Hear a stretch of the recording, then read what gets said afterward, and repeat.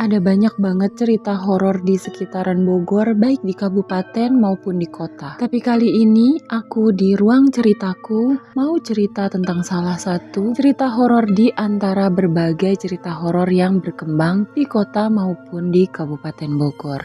Buat kalian para pencinta cerita horor ataupun kalian yang warga kota maupun Kabupaten Bogor, boleh kesini duduk yang rapi, denger cerita yang bakal aku bawain.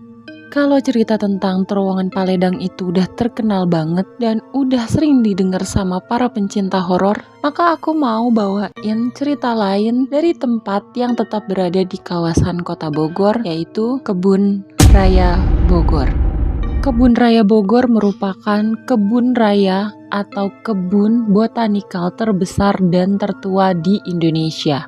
Terletak di jantung kota Bogor, menjadi daya tarik bagi banyak wisatawan buat berkunjung dan menikmati suasana yang asri, tenang, dan menyejukkan. Memiliki luas lebih dari 8 hektar dan udah berdiri sejak abad ke-19.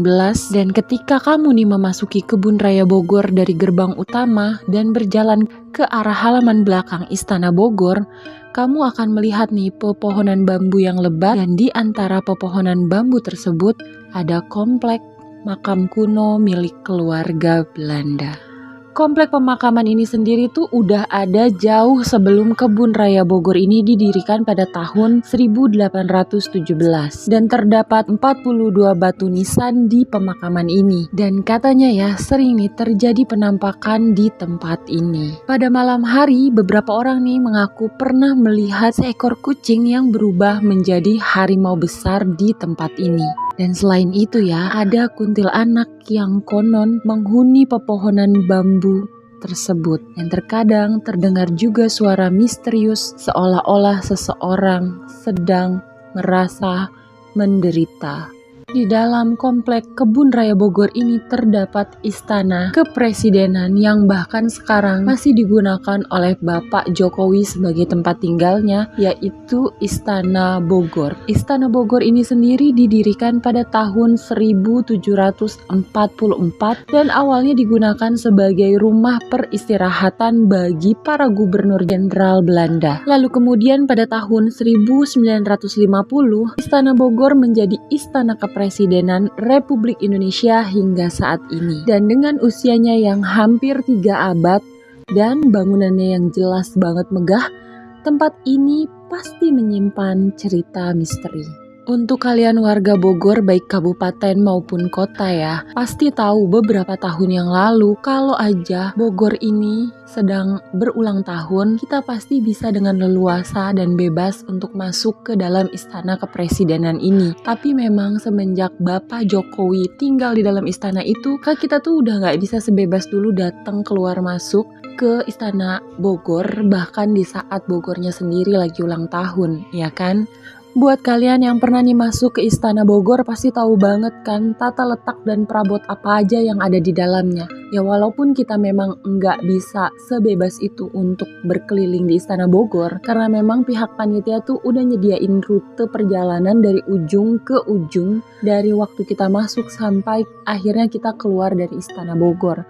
Tapi dari rute itu aja kita tuh udah bisa lihat tata letaknya, ada apa aja di dalamnya, kayak misalnya banyak kamar, ada banyak perabotan, kursi, bahkan juga banyak banget lukisan di dalam sana.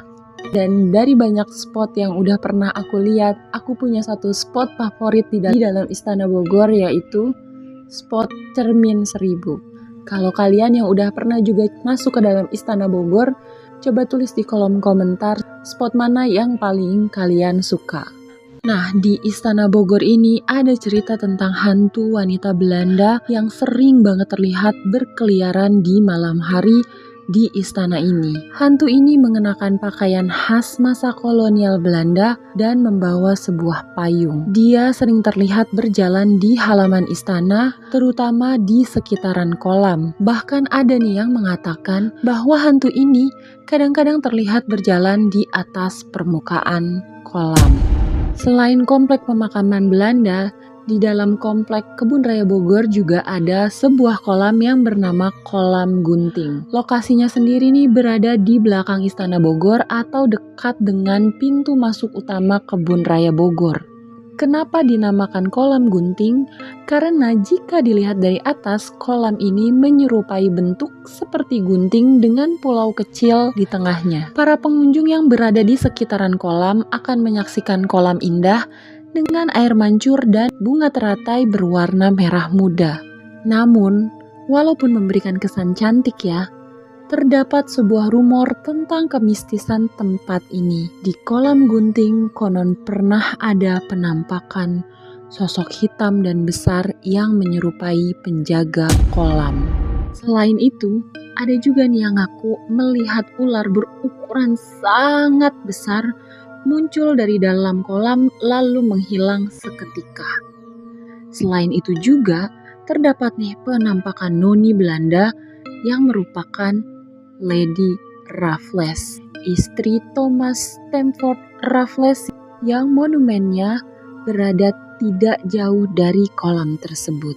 Walaupun Kebun Raya Bogor ini identik banget sama Belanda karena yang mendirikannya memang orang Belanda, dibikin memang untuk gubernur jenderalnya Belanda, tapi di dalam komplek Kebun Raya Bogor ini juga terdapat komplek makam istri Prabu Siliwangi. Komplek makam istri Prabu Siliwangi memiliki luas sekitar 200 meter persegi yang dilindungi oleh pagar besi. Lokasinya tuh nggak jauh dari Jembatan Merah Gantung yang merupakan salah satu ikon Kebun Raya Bogor. Tempat ini ya sering banget dihindari lantaran suasananya yang berbeda, bahkan menyeramkan ditambah lagi dengan letaknya yang lumayan jauh dan gelap. Konon ada nih peziarah yang urung mendatangi makam ini untuk berdoa karena ada 2 hewan putih dengan loreng hitam yang menjaga jalan menuju makam. Diketahui ya bahwa hewan tersebut merupakan harimau putih atau maung bodas milik Prabu Siliwangi. Tak hanya terdapat makamnya istri Prabu Siliwangi ya, di komplek makam ini juga terdapat 3 makam lainnya, yaitu makam Mbah Baul, Mbah Jepra, dan Solendang Galuh Pakuan.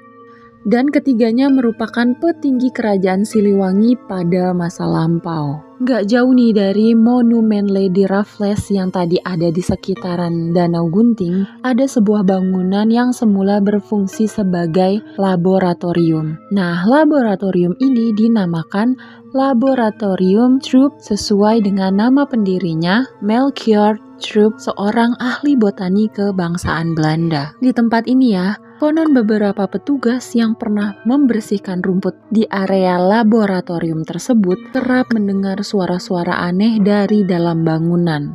Dan gak hanya itu aja, petugas juga sering melihat nih penampakan wanita bule dan sosok tinggi besar berwarna hitam.